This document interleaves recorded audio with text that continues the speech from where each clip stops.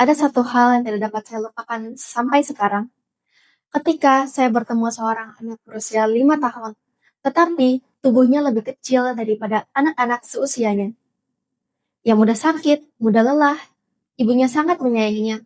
Tetapi ada satu hal yang diketahui bahwa kita dapat mencegah hal ini. Selamat pagi atau siang, Bapak Ibu yang saya hormati.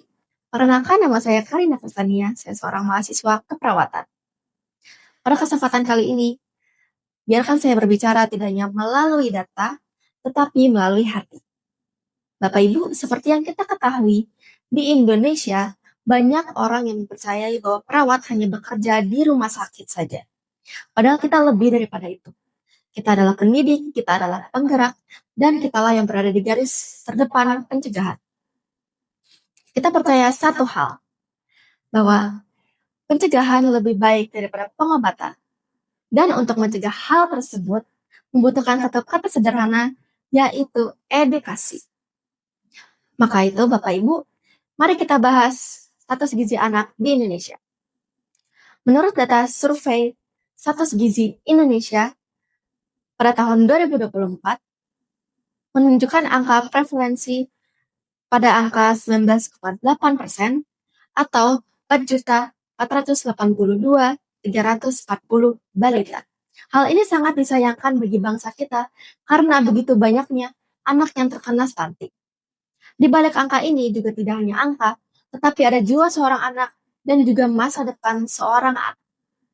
Maka dari itu, perawat hadir di puskesmas, di posyandu, dan juga di rumah-rumah warga untuk mengedukasi para ibu hamil dan juga mengajak orang tua untuk memberikan anak mereka makanan bergizi. Selain makanan bergizi, jangan lupa juga kita memberikan air putih dan juga buah-buahan. Memang hal ini tidak mudah untuk kita terapkan pada anak-anak. Tetapi perubahan besar dimulai dari kebiasaan-kebiasaan kecil yang kita ubah.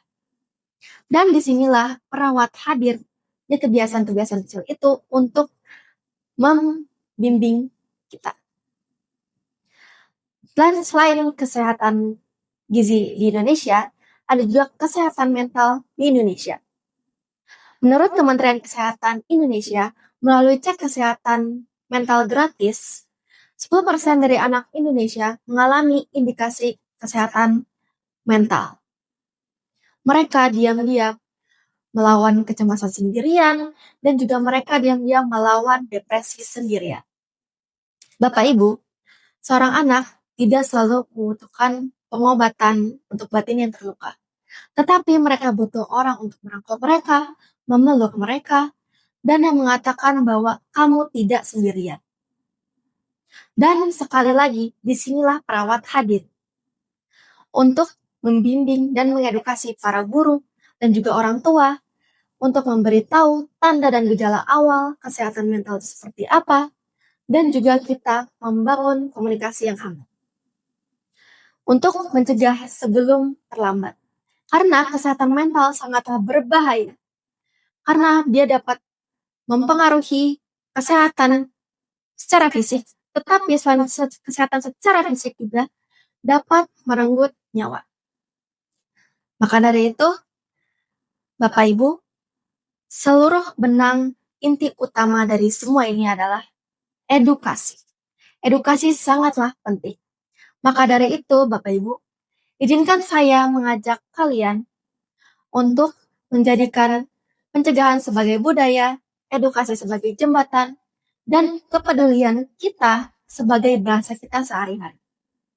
Karena Indonesia sehat tidak hanya impian para tim medis, tetapi juga tanggung jawab kita bersama.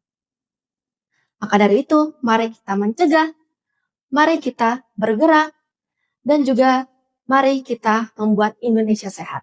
Demi anak-anak kita, demi kesehatan bangsa kita, dan juga masa depan bangsa yang akan datang.